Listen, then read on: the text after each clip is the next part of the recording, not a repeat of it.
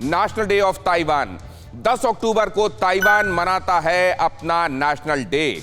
10 अक्टूबर को ताइवान में वुचांग शासन की शुरुआत हुई थी, जिसको वुचांग रेवोल्यूशन नाम से भी जाना जाता है।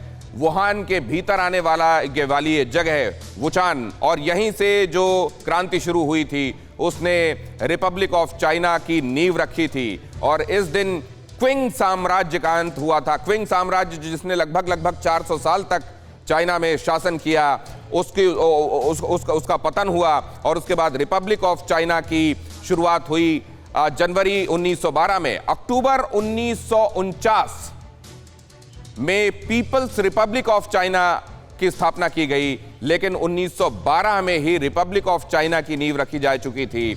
आपको मालूम है क्विमिनटांग वहां से चीन से निकलकर ताइवान चले गए थे और वहीं से शुरुआत हुई थी चीन और ताइवान के आमने सामने आ जाने की। और तब से चीन की आंखों में लगातार खटकता है ताइवान, लेकिन ताइवान ने खुद मुख्तारी का इसी तरीके से साल दर साल 10 तारीख को 10 अक्टूबर को ऐलान किया है। और आज एक बार फिर से वही दिन है, नेशनल डे ऑफ ताइवान। भारतीय मीडिया में ताइवान नेशनल डे को लेकर फुल पेज विज्ञापन छपा था और इससे चीन की छाती में सांप लौट गया था। विज्ञापन में लिखा हुआ था रिपब्लिक ऑफ चाइना ताइवान। भारतीय मीडिया के इस विज्ञापन से चीन बौखला गया। भारत चीन की वन चाइना पॉलिसी का सम्मान करे, ये चीन ने कहा।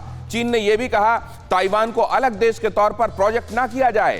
ताइवान के विदेश मंत्रालय का चीन को जवाब आया था, गेट लॉस्ट। इससे ज्यादा क्लियर, इससे ज्यादा स्पष्ट संदेश ताइवान चीन को नहीं दे सकता था। क्या आप पर भी बरपा है जालसाजी का कहर? सपने टूटे आपके, न घर के न घाट के। क्या आप भी हुए हैं धोखाधड़ी के शिकार? भेजिए अपनी आप बीती lootkhar@tv9.com पर। देखिए रोज रात 9:30 बजे। फिक्र आपकी,